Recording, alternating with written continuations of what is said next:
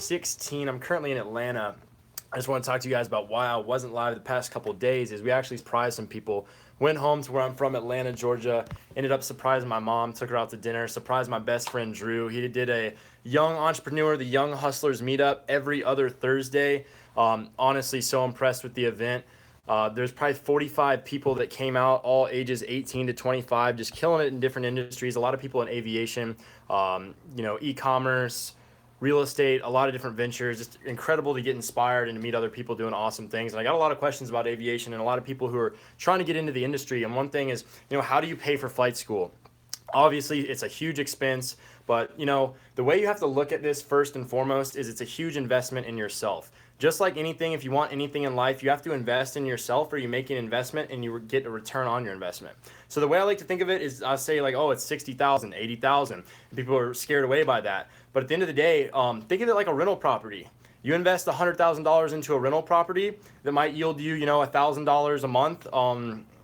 You pay back the equity in the property.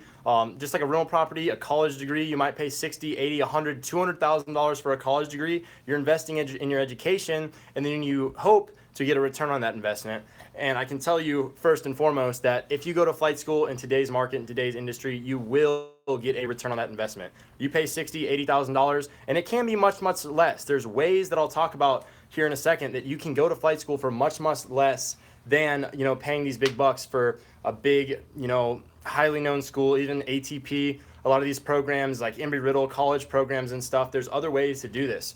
So but it's an investment in yourself, and if you invest into this, I promise the things you see as a pilot are absolutely completely priceless. The views, the places, the people you meet, it's absolutely incredible to be cruising around at 45,000 feet, going 500 miles per hour over the coast of Baja, Mexico, looking at islands off the coast of La Paz. People don't get to do that, and it's a blessing and a privilege. So what are some ways you can pay for flight school? First off, there's a lot of different programs. There's ATP, there's a lot of Part 61 schools out there, mom and pop operations that you can pay for to get your ratings. And it's just, in particular, we'll talk about ATP first off, because that's what I did. There's a couple different loan programs that ATP has direct relationships with, Sallie Mae and Wells Fargo. They might be getting more, I'm not quite sure. I think the program's gone up a little bit, around the $70,000 range. As of now, I graduated a little over a year ago. But there's loans and options for people to get loans in order to get into the program. And even though it might be a little bit more than some of the other programs out there, the fixed cost aspect was something that attracted me, as well as the time frame to get it done quickly and efficiently with a program that's structured and has a track record. So that's what attracted me to ATP particularly. But aside from that, there's a lot of different Part 61 schools, mom and pop schools. Go around to your local airport, talk to people at the FBOs and find a school that works for you. Talk to different instructors, ask them kind of where they're at in their career. One thing I recommend is to get an instructor who's somewhere in the middle between just starting instructing and up to their 1,500 hours. The best instructors are instructors that are there doing it because they're passionate about it. People that maybe went to the airlines and now they're an instructor post-career, or someone who's a full-time career flight instructor. You're going to get a lot more value and a lot better high quality training out of someone in that aspect than somebody who's just trying to get their hours and go to the airlines because they're just trying to build time. Unfortunately, that's the way the industry is.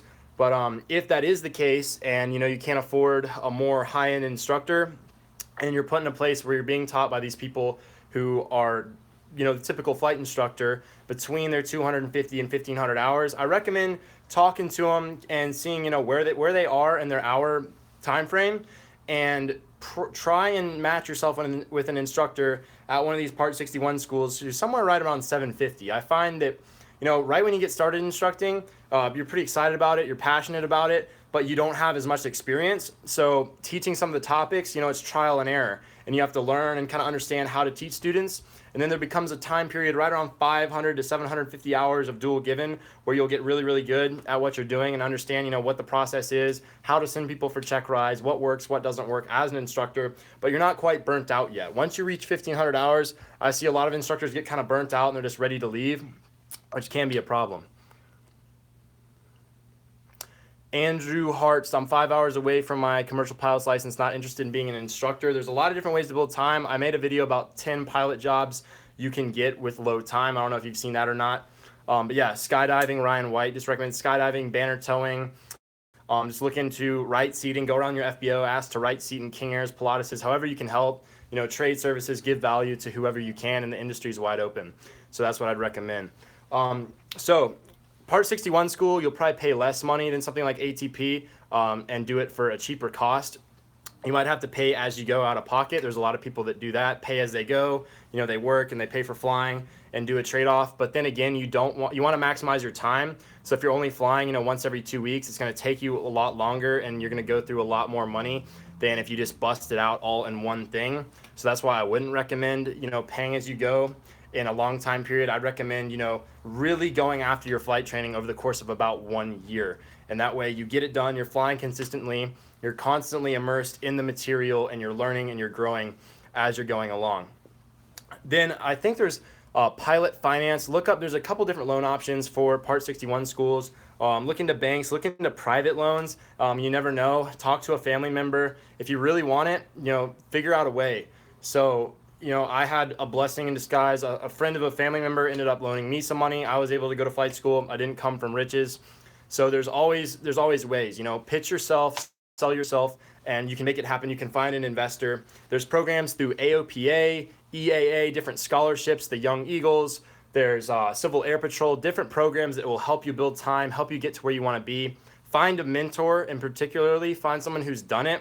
Find people who are, a year, 5 years, 10 years into their careers where you want to be, and then model what they do, and take their advice or try and implement it into what you're doing and find the best option for you. But there's so much out there. Yes, flight training is expensive. There's ways to do it. And once you make it happen, you put the investment in yourself, the rewards are absolutely priceless. So then again, there's also free programs. There's affiliate partnerships. Ameriflight, I talked about in a couple of videos. Ameriflight just launched a cadet program with Epic Flight School. Talk to Epic, talk to Ameriflight, see if you can apply, get involved in that program. CAE has a program with JetBlue.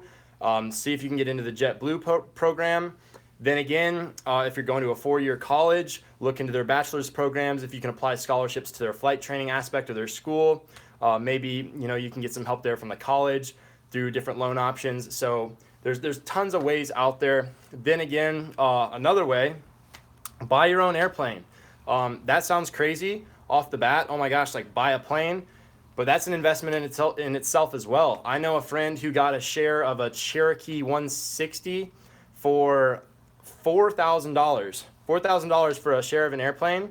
And he could do all his ratings, all his hours in that airplane. So you pay $4,000, or even if you buy a full, older Cherokee, older Cessna 150, 152, 172, you're looking maybe $15,000 to $30,000, $35,000 in that price range.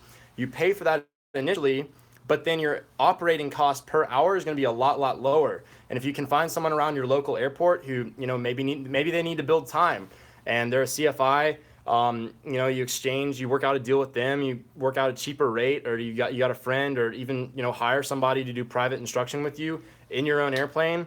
You have that initial investment of the airplane, but then your operating cost per hour is a lot less. And then on the back end, once you're done with the plane, you're done with your time building, you're done with all your ratings, you can sell the plane, and maybe you can flip it. Maybe you get the plane for 20, you do all your ratings, all your hours, it costs you however so many thousand, you flip the plane for 30, you make 10 grand profit, you offset your costs, and all of a sudden you're maybe $10,000 to $20,000 for private all the way through commercial.